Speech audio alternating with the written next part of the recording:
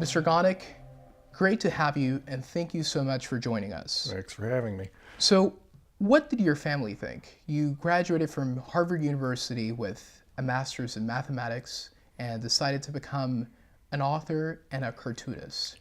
How did that come about? Yeah, actually, I was beyond the master's. I was, 5 years into graduate school. It came about because the times were politicized, and I felt like I needed to do something, that was more sort of politically and socially engaged than being in a math department. And it so happened that a friend of mine had a brother who was looking for an artist for a project he had developed, and he was referred to me. I just cartooned for fun, but we started working on this thing. It was a nonfiction comic. He had been in Venezuela for a year and seen these political education comics by a Mexican cartoonist called Rius, and he thought that the United States needed something like this because there wasn't anything. And so he came to me, and I started working on it, and it was like a great light going off. This is how it came about. I didn't drop out of grad school till I had a weekly comic strip, but this looked like from my point of view, it looked like a medium in comics that wasn't being exploited, an open niche, in the evolutionary sense. Something I could do that no one else was doing and that suited my skills. How my parents felt about it, they were very careful not to give me a hard time, let's put it that way. I'm sure they, didn't make them happy, but I think my mother's good sense persuaded my father that if they gave me a hard time, it would just cause a disruption in the family, and that probably I was going to fail and I would go back to math anyway. That's probably what they thought, although they never told me that. So it's been said you're among the most well-known and respected of cartoonists who have helped unravel the mysteries of the universe. Where does your inspiration come from, and what do you view as the purpose of your work? Well, I got into it for political reasons. I wanted to do political cartoons and sort of report on things using comics that weren't being reported on. Now, it so turned out that history was particularly well suited to this treatment. It's a natural story, and it has political content. So I began doing history comics with politics in mind. So when I talked about the dawn of civilization, I talked about class conflict and the polarization of society between the priests and the people who were digging the ditches. And what happened to the status of women from the Stone Age through the institution of sort of kingly culture. So that's what motivated me, and of course the idea was to correct political dialogue and sort of destroy myths that surround the conversation and still do. So my impulse was to make the world a better place. And just look. Sure. Just look. I failed. So a lot of research and content goes into creating a book. Yeah. How do you decide what to include in a book and thereby improve the signal to noise ratio? Take out all the noise and then you're done. That's it. I mean, of course, one person's noise is another person's signal, but basically it's a winnowing out process or a distillation process that leaves nothing but the essentials. So, comics don't allow very much wiggle room. The layout is rigorous and demanding, and the pictures have to take up most of the space. So there's a page doesn't have generally more than 6 or 8 sentences on it. This means that the narrative has to be very, very spare, and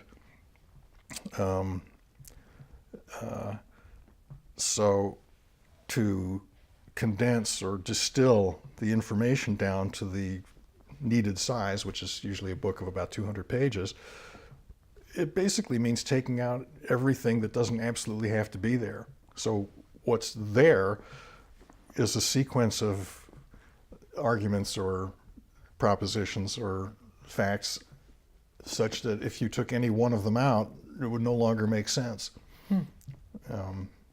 I think of it as sort of a skeleton of knowledge, or some kind of framework or structure that encourages the reader to hang the details on.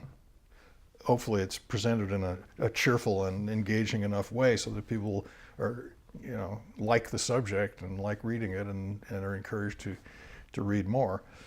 It's not meant to be an end all and be all. What makes for a good team? Well, obviously they just do what I say.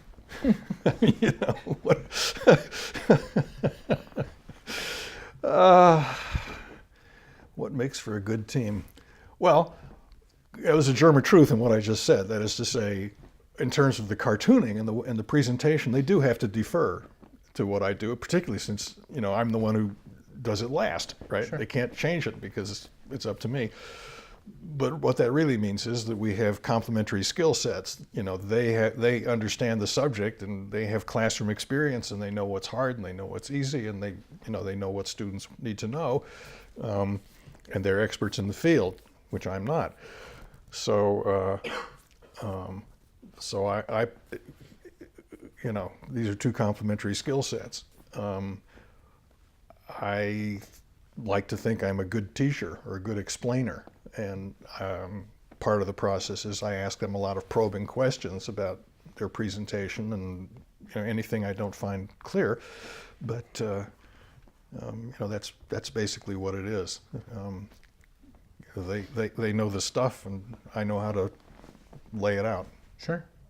And any advice for creators of original content?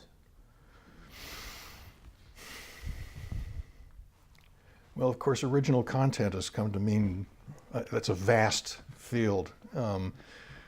People sometimes say, my kid wants to be a cartoonist. What should I do? And I say, break his fingers, But creating original content, let's put it this way. Calling the process creating original content is a phraseology that derives from the internet. And the internet has made it extremely easy to publish,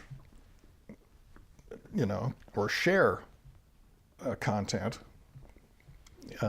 Let's come back to that word content in a minute. But it's made it much harder to profit from it. It's, once something is out there, it's easy to copy and distribute to the point where people, particularly in the computer industry, like to say information wants to be free. I regard this as a completely noxious, false proposition that's contrary to the laws of physics.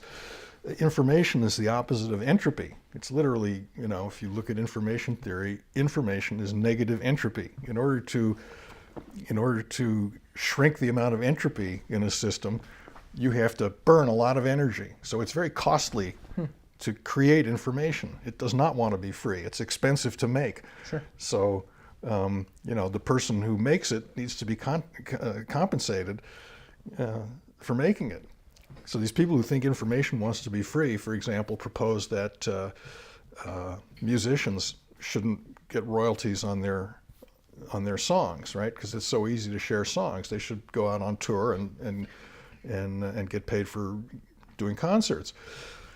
When David Bowie died, I heard an interview with him on the radio, and he said he hated to go on tour because going on tour meant he couldn't create.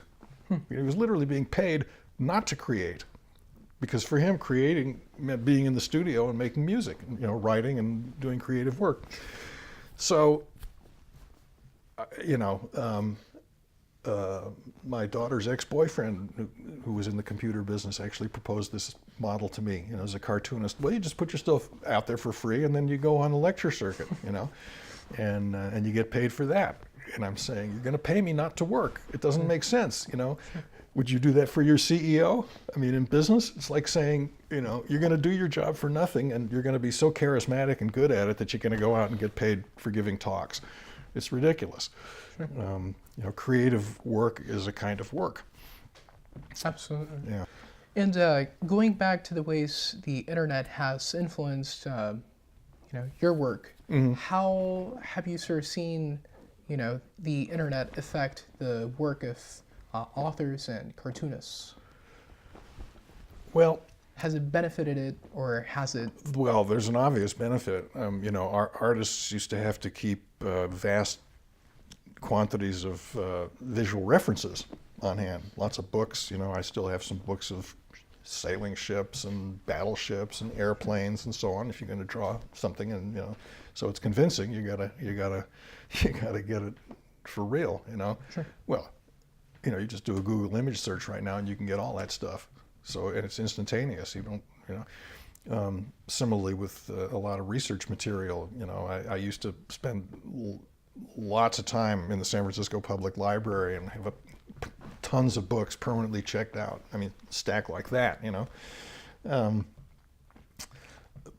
But a lot of these documents, old documents out of copyright are online now. So the online world is a great resource, but as I say, it's a publishing conundrum.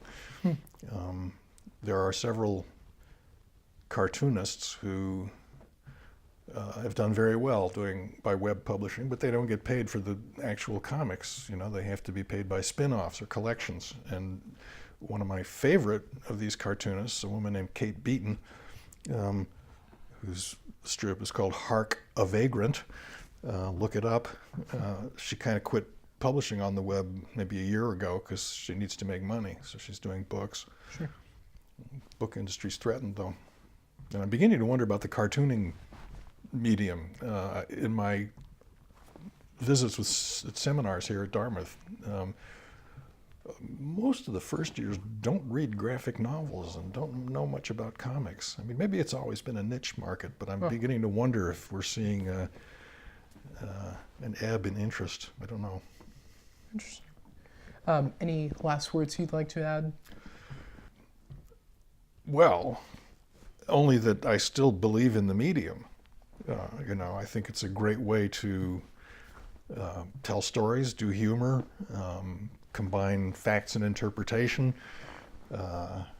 illustrate, explain, and involve people in knowledge.